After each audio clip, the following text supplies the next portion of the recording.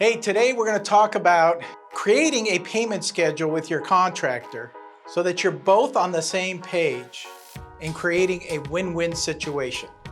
Coming up next.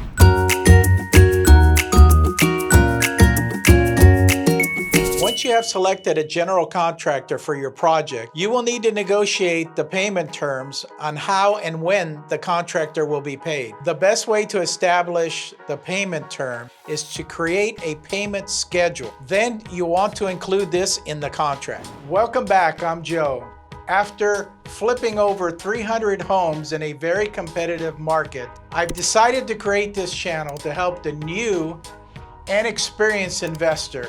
Make sure you subscribe so that you don't miss a chance to create the life that you've always wanted through real estate. Let's jump on in. Remember, negotiation is all about finding middle ground, addressing each other's concerns, and establishing terms that are fair and reasonable for both parties. If this is your first flip project, there's a good chance that you and the contractor have never worked with each other. So both of you have concerns and fears about each other. Let's go over some of the fears or concerns that each of you may have. Let's talk about the contractor's fears. First, they can be concerned about not being paid for the work that's being performed. They may be concerned about paying for project costs out of their own pocket. Plus, they'll want to be paid as much as possible as soon as possible. As for the house flipper's fears, you're going to be really concerned with the contractor skipping town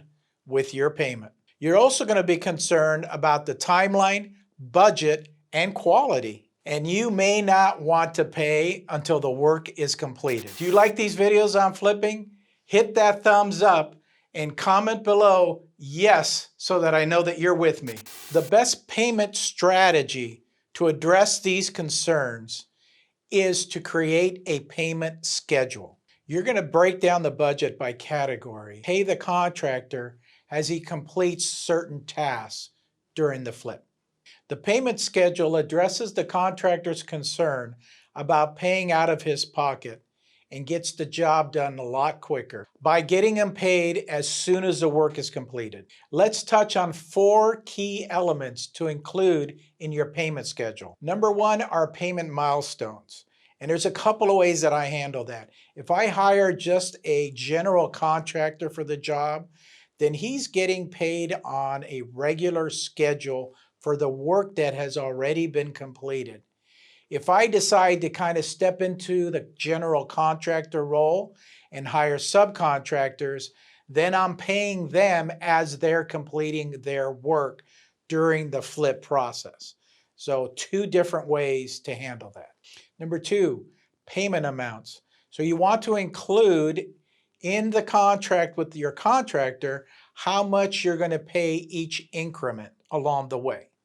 Keep watching because I'm going to show you how to incentivize your contractor so that they keep working. You won't want to miss this. Number 3, payment time frame. I like to pay my contractors as soon as their work is completed. They need the money so that they can start doing other parts of the project. So that the timelier you can be with payments, the more that the contractor will appreciate that. The 4th thing is payment type. Now that's getting paid cash, check, some sort of an electronic payment. Please understand that even though somebody may be getting paid in cash, at the end of the day, you're going to report that on your taxes and provide them also with a W-9, a 1099 at the end of the day for the work that they've performed. Okay, here it is. If you want your contractor to stay within the time frame, then you're going to build in an incentive for them to get done early. And you can pay them a monetary amount, whether it's a dollar amount, a specific dollar amount, or a percentage of the project. So what this does, it keeps them motivated to finishing your project on time and on budget. And so if they do that, then let's say you give them a 5% bonus at the end of the day.